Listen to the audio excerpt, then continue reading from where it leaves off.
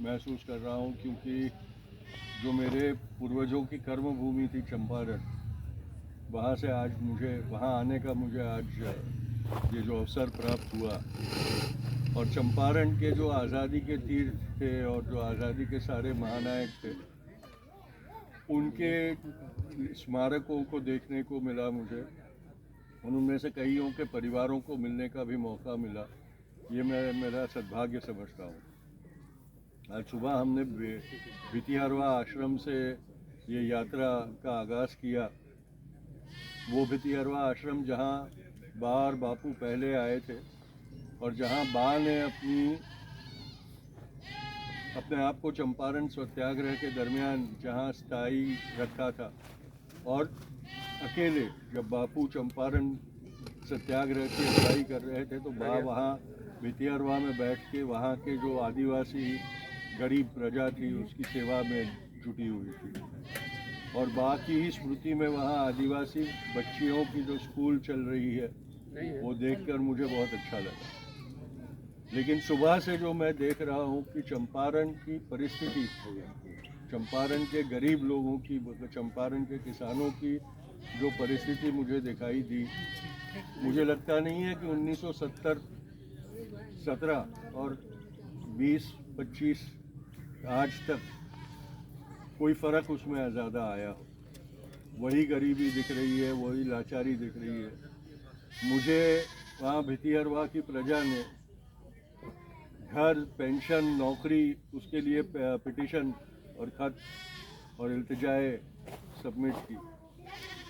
ये उनकी लाचारी का एक प्रमाण है कि वो लोग जानते हैं कि मैं सरकार में नहीं हूँ, कि कोई पद पे नहीं हूँ, फिर भी उनको ये उम्मीद होती है कि मैं उनकी बात कर सकूँगा, उनका प्रश्न का उकेल ला सकूँगा।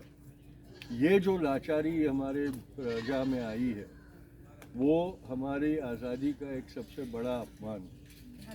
और आज जो प्रगति की बातें करते हैं और भारत को एक प्रगतिशील राष्ट्र कहलाने में अपनी पीठ थपथपाते हैं, उनको इस बात की शर्म आनी चाहिए। लेकिन वो बेशर्मी से अपनी सत्ता की मोह में पड़े हुए। हमने जब बिहार का चुनाव आया तो हम महाराष्ट्र में कार्यरत थे। हमने देखा लोकसभा में हमने किस तरह से उनकी जो महत्वाकांक्षा थी 400 पार करने की, उसको ब्रेक लगाई और उनको 250 के अंदर रोक दिया।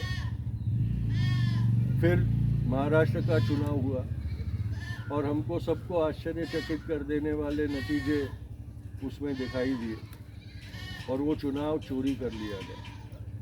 पर हम कुछ कर नहीं पाए थे।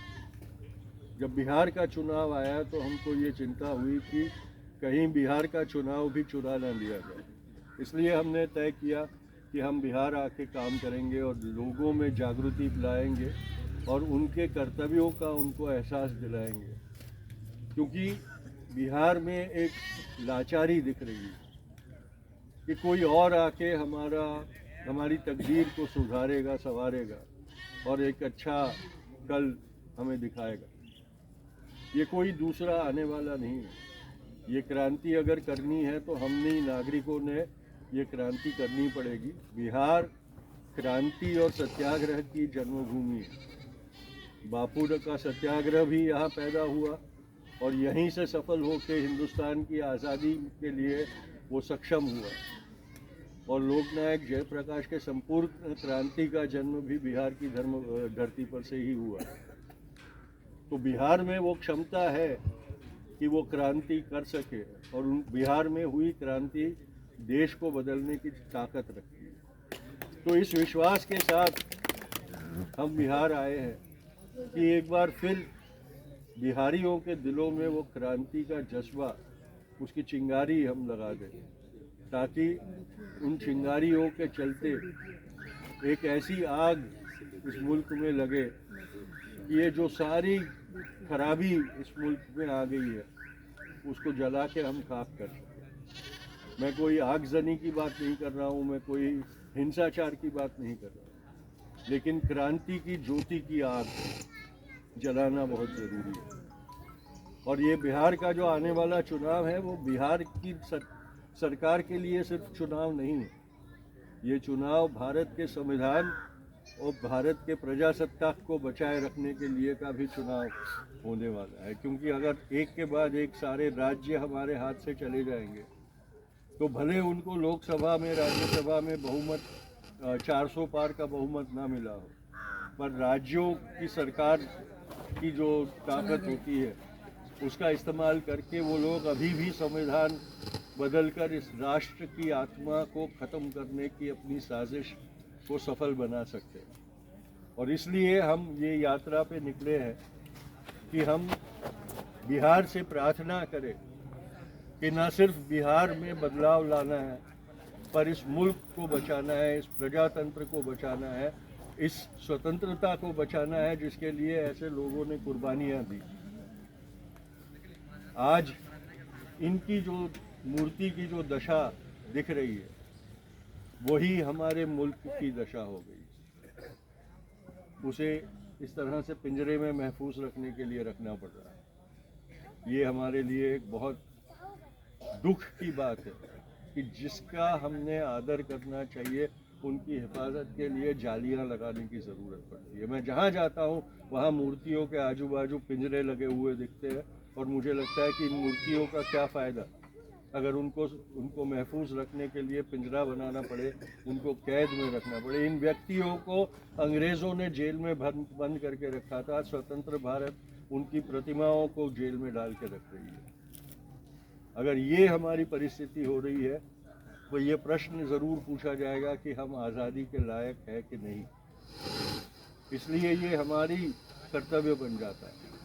आज ये मुल्क हिंदू, मुसलमान, सवर्ण, दलित, ब्राह्मण, क्षत्रिय, ये सारी जो तफावतें हैं, जो हमारे में अलगाव पैदा करने वाली जो परिस्थितियां हैं, उनके ऊपर बांटा जा रहा है और हम चुपचाप उसको सहते जा रहे हैं। चुनाव बिहार में ये जाति का जो की ताकत जो है और चुनावों को का नतीजा बदलने में जातिवाद और जाति के समीकरणों का उपयोग करके चुनाव के नतीजों को बदलने का, उसको इन्फ्लुएंस करने का जो एक आदत बिहार में पड़ गई है, ये जातिवाद से भी बिहार को मुक्ति मिलना बहुत ज़रूरी है।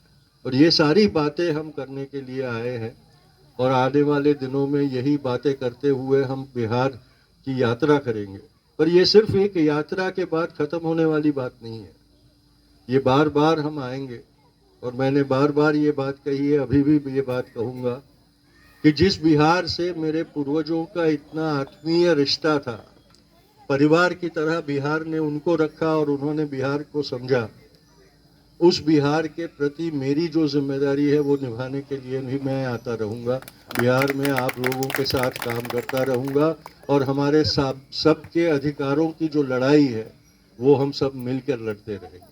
ये लड़ाई जारी रहेगी तब तक जब तक बापू ने जो बात कही थी आज़ादी मिलने के दिन कि स्वतंत्रता मिली है लेकिन पूर्ण स्वराज अभी तक नहीं मिला। 75 साल 80 साल के बाद भी पूर्ण स्वराज जो बापू ने सपना देखा था वो अभी भी हमें हासिल नहीं हुआ है। उसके लिए हमें लड़ाई लड़नी पड़ेगी, हमारे हकों को महफूज रखने के लिए हमें लड़ना पड़ेगा और हम एक साथ मिलकर ये लड़ाई लड़ेंगे। बिहार में जो महागठबंधन है हम उसकी तरफ से बात करते हैं, लेकिन उनको भी ये बात हम कहना चाहते हैं कि हमारी मेहनत के नतीजे अगर आप सरकार बना भी लेते हैं तो ये मत समझिए कि आपको सत्ता मिल गई। सत्ता मतदाताओं के हाथ में ही रहेगी और हम आपको भी जो वादे और जो कल्याणकारी बातें करनी है वो करने के लिए मजबूर करते रहेंगे। अगर आप उस सही रास्ते पे नहीं रहे तो आपके खिलाफ भी हम लड़ने के लिए रास्तों पे आने को तैयार हैं। तो ये लड़ाई जारी रहेगी जब तक एक सही मायने में स्वतंत्र स्वराज वाला भारत निर्माण नहीं करते। बहुत बहुत शुक्रिया। जय हिंद।